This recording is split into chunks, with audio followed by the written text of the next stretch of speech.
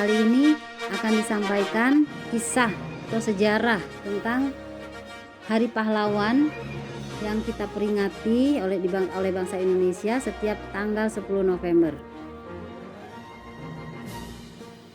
Jadi kita mau tahu kenapa tanggal 10 November itu diperingati sebagai Hari Pahlawan. Nah, sebelumnya kita kembali lihat tentang kemerdekaan Indonesia. Kan Indonesia itu merdeka, kita sudah tahu Indonesia itu kan merdeka pada tanggal 17 Agustus 1945. Jadi Indonesia kan sudah dijajah oleh beberapa negara ya. Ada Portugis dulu itu, terus Belanda, kemudian Jepang, yang terakhir itu dijajah oleh Jepang sampai tahun 1945 itu. Nah, Indonesia itu berhasil memproklamasikan kemerdekaannya pada tanggal 17 Agustus 1945 ketika itu gini, Jepang itu pada tanggal 14 Agustus 1945 Jepang itu menyerah kan. Jepang itu juga selain menjajah Indonesia, Jepang itu juga sedang berperang dengan Amerika dan sekutunya. Ada Inggris, ada Belanda, sekutunya Amerika itu. Nah, Jepang ini menyerah pada tanggal 14 Agustus 1945 kepada pada pasukan sekutu. Kenapa? Karena negara Jepang itu dijatuhkan bom atom di Nagasaki dan Hiroshima oleh pasukan Amerika kan. Nah, jadi menyerah kepada sekutu kan.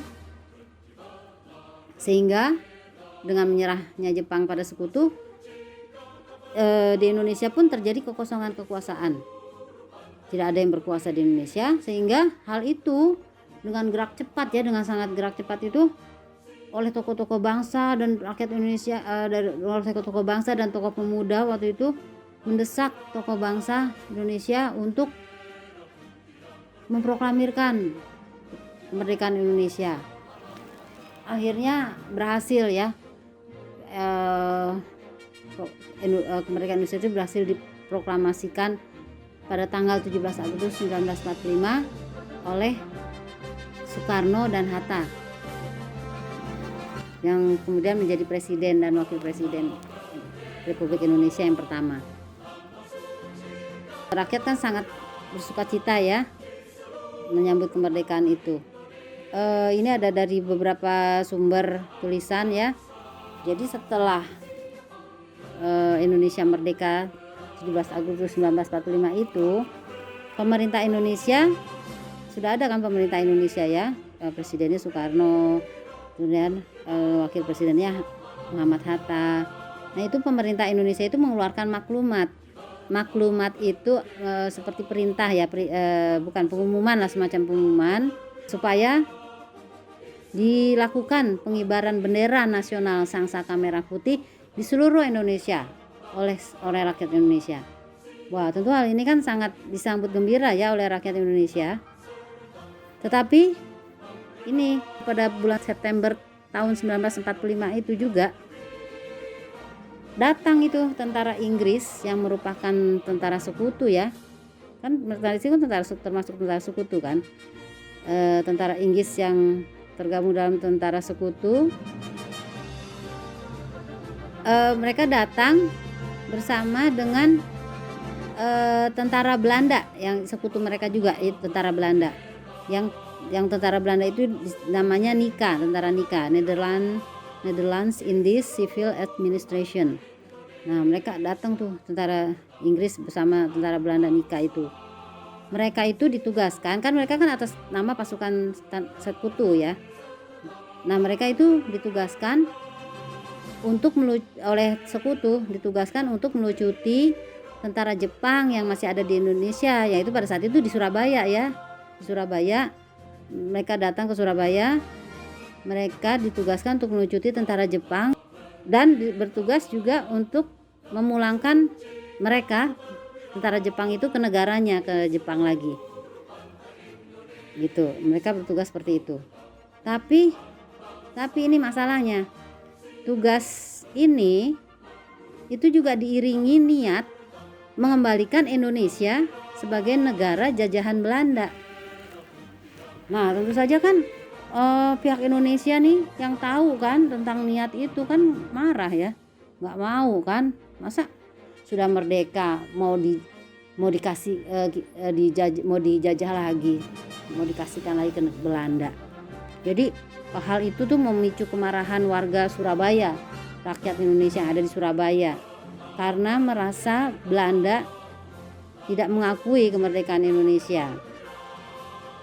Apalagi tambah lagi nih, ketika itu bendera Belanda kembali dikibarkan di Hotel Yamato di Surabaya pada tanggal 18 September 1945. Marah tuh, ya, rakyat Indonesia marah lah, ada bendera Belanda dikibarkan lagi di Hotel Yamato, dikibarkan lagi ya di bumi Indonesia kan.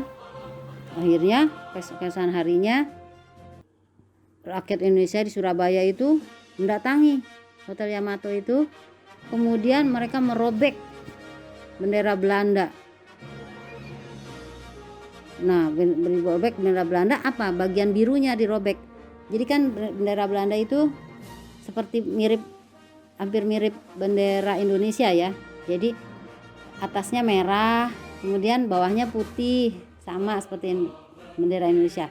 Tapi di bawahnya putih itu ada biru, ada satu lagi warna biru.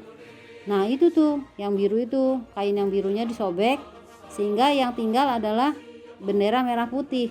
Jadi yang berkibar di sana itu, di Hotel Yamato itu, jadi tinggal bendera merah putih. Nah, kan nggak suka tuh tentara sekutu ya, Belanda juga kan marah kan juga kan dirobek benderanya. Akhirnya suasana pun memanas setelah kejadian tersebut. Sampai pada tanggal 27 Oktober 1945 meletuslah pertempuran pertama antara pihak Indonesia ya, pihak rakyat Indonesia yang di Surabaya itu ya, dengan tentara Inggris dan tentara sekutu.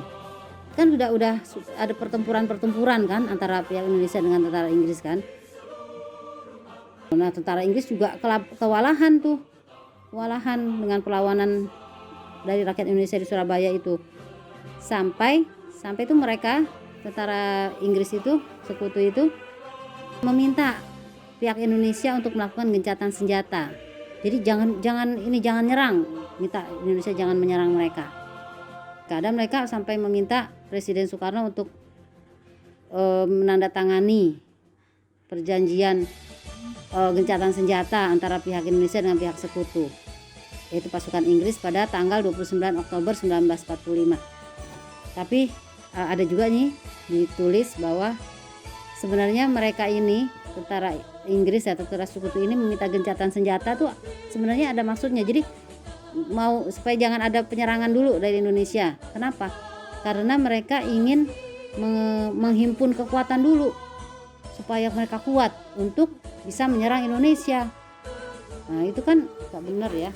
Tapi setelah ada gencatan senjata itu 29 Oktober 1945 masih terjadi itu bentrokan bersenjata antara rakyat Indonesia dengan tentara Inggris di Surabaya. Masih terus terjadi bentrokan itu. Dan bentrokan itu juga memuncak dengan terbunuhnya pemimpin tentara Inggris di Surabaya, yaitu Brigadir Jenderal Malabi. Jadi hal tersebut nih, dengan kematian Brigadir Jenderal Malabi itu membuat Inggris marah dan mengeluarkan ultimatum atau ancaman ancaman gitu ke pihak Indonesia untuk menghentikan perlawanan pihak Indonesia pada tentara Inggris dan Nika, dan minta pihak Indonesia untuk menyerahkan persenjataan paling lambat pukul 6 pagi tanggal 10 November 1945. Jadi disuruh nyerah. Jadi ceritanya Indonesia tuh disuruh nyerah. Rakyat Indonesia disuruh nyerah. Terus disuruh nyerahin persenjataannya pihak Indonesia ke tentara sekutu. Wow, berarti kan mau disuruh nyerah berarti bisa dijajah lagi kan, bisa diambil alih Indonesia ini. Jadi akhirnya bukannya takut, jadi pihak Indonesia nggak mau, malah makin berapi-api untuk melawan sekutu. Jadi pada saat itu tuh ada tokoh di Surabaya itu, pertempuran Surabaya ini adalah yang namanya Bung Tomo. Kita pasti kenal tuh ya, suka disebut-sebut namanya tuh, terkenal banget ya, Bung Tomo. Jadi Sutomo namanya, Bung Tomo. Nah, Bung Tomo ini dia yang mengobarkan semangat perlawanan rakyat Indonesia di Surabaya itu, dan juga di seluruh Indonesia dia mengobarkan semangat dengan pidatonya yang berapi-api. Terus dia bilang kan di pidatonya kan, kita jangan menyerah kepada penjajah, mereka menyuruh kita menyerah, tapi mereka harus tahu inilah jawaban dari bangsa Indonesia yang ada di Surabaya, yang ada di Jawa Barat, rakyat yang ada di Sumatera, rakyat yang ada di Kalimantan, dan seterusnya yang ada di Bali. Inilah jawaban kita, bahwa kita tidak akan menyerah kepada penjajah, gitu kan. Dan terkenal tuh slogannya Bung Tomo itu apa? Merdeka atau mati. Ya, merdeka atau mati. Ada juga tokoh-tokoh yang selain Bung Tomo di situ yang membakar semangat para pejuang Indonesia itu dengan pidatonya. Ada pula tuh tokoh-tokoh lain seperti Kiai Haji Hasyim Asy'ari, terus Kiai Haji Wahab Hasbullah, itu juga mereka juga mengobarkan semangat juang ya, rakyat terutama yang di Surabaya. Nah, akhirnya bukannya takut kan rakyat Indonesia tuh pada sekutu, terus bukannya malam-malam menyerah, malah rakyat Indonesia akhirnya justru terutama yang di Surabaya ini nih, karena kejadiannya di Surabaya kan, yang langsung berhadapan dengan tentara Nika dan tentara Inggris, makin kian berapi-api ya melawan sekutu. Nah, karena tidak mau menyerah kan, Indonesia kan, pihak Indonesia nggak mau menyerah kepada sekutu, maka pagi-pagi sekali pada tanggal 10 November 1945 tentara Inggris tuh, tentara sekutu melancarkan serangan ke pihak Indonesia. Nah, serangan itu dibalas lagi dengan perlawanan sengit dari pasukan dan milisi Indonesia.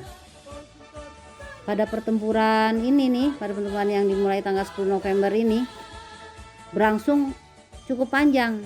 Yang dimulai tanggal 10 November berlangsungnya cukup panjang dan alot ya, alot perlawanannya, karena alot perlawanan dari pihak Indonesia ini, dari rakyat Indonesia itu melawan dengan alot.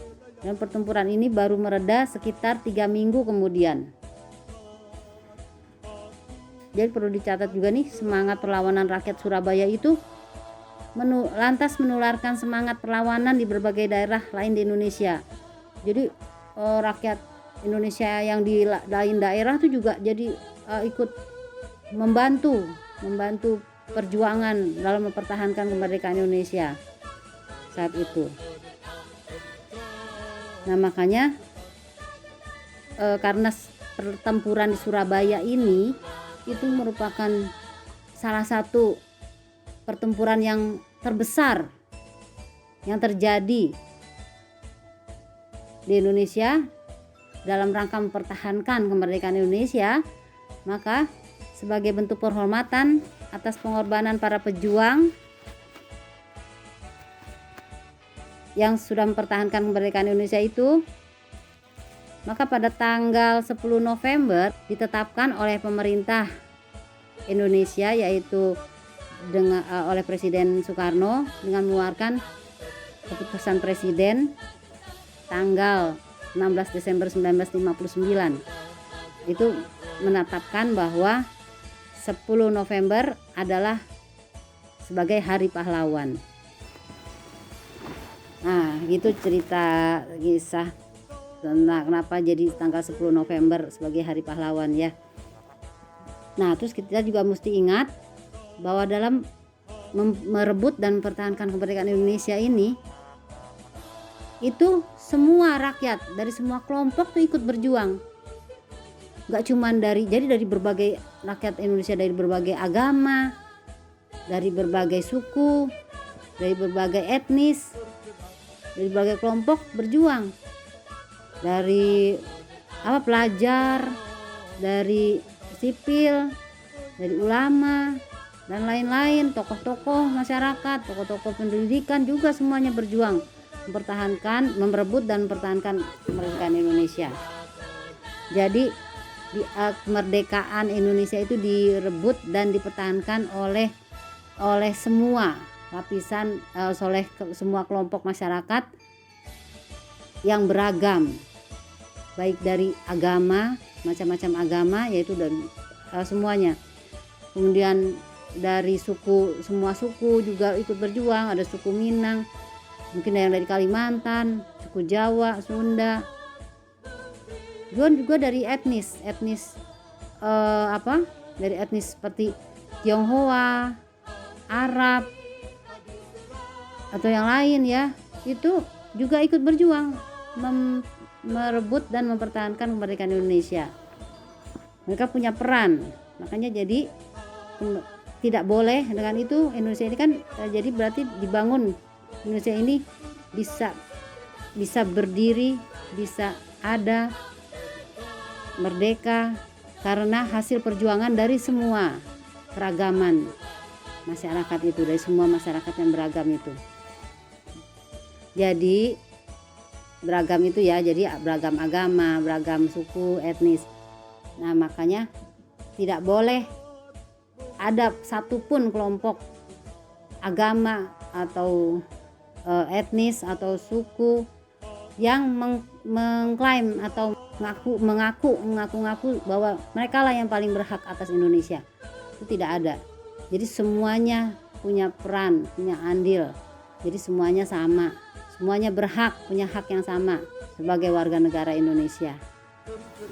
Jadi seperti itu. Nah, jadi juga kita ini sekarang generasi penerus bangsa ini harus menghormati para pejuang, segala pengorbanan yang sudah diberikan ya oleh para pahlawan yang sudah berjuang merebut dan pertahankan Indonesia ini. Dengan cara apa kita ini? Itu dengan cara membangun Indonesia supaya menjadi negara yang adil, makmur, sejahtera. Dengan cara apa? Misalnya dengan cara kita belajar yang rajin, para pelajar tuh ya, generasi muda bekerja yang rajin, jujur, amanah, bertanggung jawab, terus disiplin, taati peraturan negara, menjaga ketertiban negara, di masyarakat semua, sehingga Indonesia menjadi negara yang tertib, damai, sehingga bisa melakukan pembangunan dengan baik, tidak terganggu dengan macam-macam masalah, sehingga bisa tercipta masyarakat yang adil, makmur, dan sejahtera, insya Allah.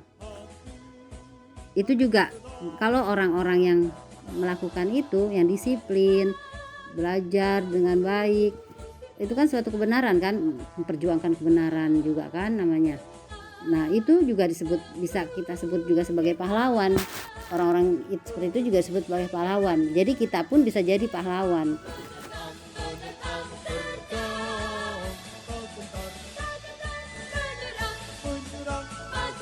Majulah,